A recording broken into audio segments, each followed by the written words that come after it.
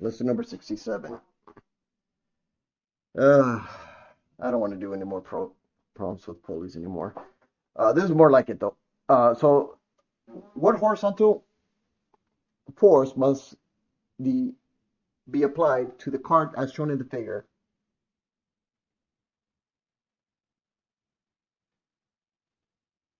so that the block remains stationary relative to the cart? Assuming that all forces, wheels, and pulleys are frictionless. Notice that the force exerted by the string accelerates M1. So I really like problems like this because it actually forces you to think outside the box.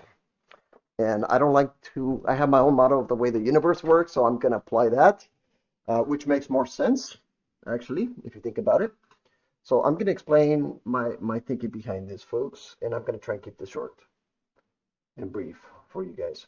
So you have the block of M, right? You have a big ass mass. Um, and the rule of thumb is this. If you're applying Newton's laws of motion, whatever the acceleration of this block is, it's going to be the force of the block divided by the total masses, which is going to be this block right here,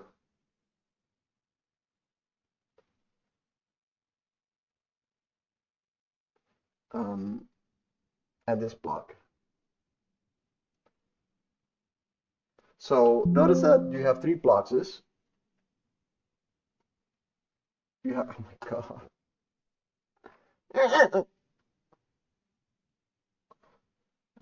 I wish I had a better scratch pad. This wake up time is so freaking small. I can barely write off this thing. So this is going to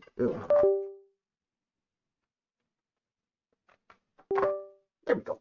So this would be N1 plus N2, and the whole masses added together will result in this. So this is going to be the acceleration depending on the force that you give the object, the push, pull, whatever the heck you want to define it as, and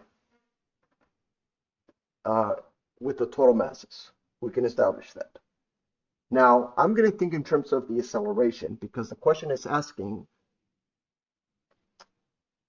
so the block remains stationary. So the blocks, I think they're implying the this block. So as this block moves in this direction, so notice that if the block doesn't move, this acceleration is going to be in this direction. It's going to move sideways as this block's moving down. And we can already compute that. So let's just get that system out of the way. That acceleration in this direction, that small portion of the acceleration, which I'm going to call A naught, is going to be, and I'm just going to put this all in one system, all the forces diagram and everything. So I'm not going to rewrite the steps for you guys anymore. I'm just going to give you the end result. Is going to be the tension, which is going to be pulled by gravity. So that's going to be straight up M2G. So I'm just going to think of this as the tension divided by the total masses, M1 plus M2. Notice that this is going to be A naught of the block. And what direction does this object move? Um, so without the block moving, this object is going to go accelerate in this direction at a certain time interval.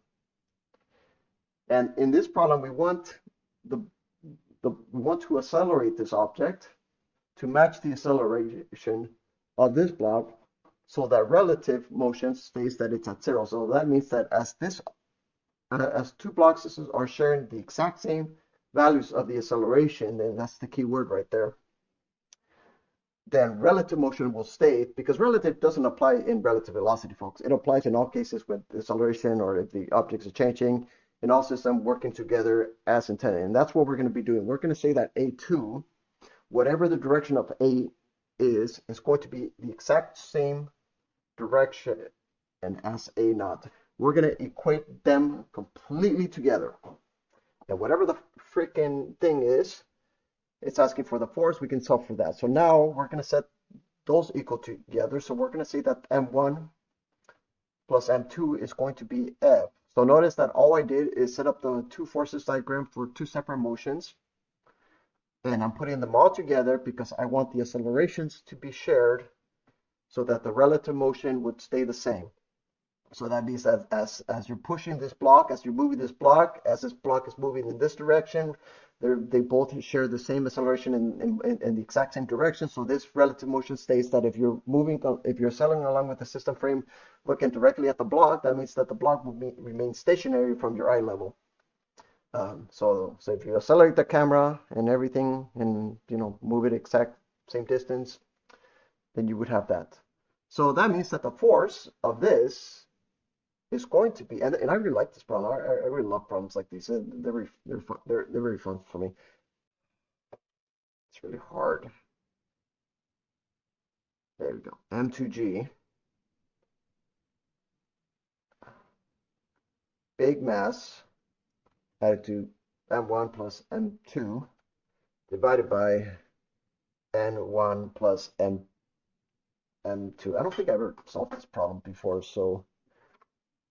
But notice how I did figure it out, folks. Notice that this should match the answer in the back of the book, and I'm gonna presume that it does. So anyway, folks, I hope you enjoyed. Bye. So that's the force.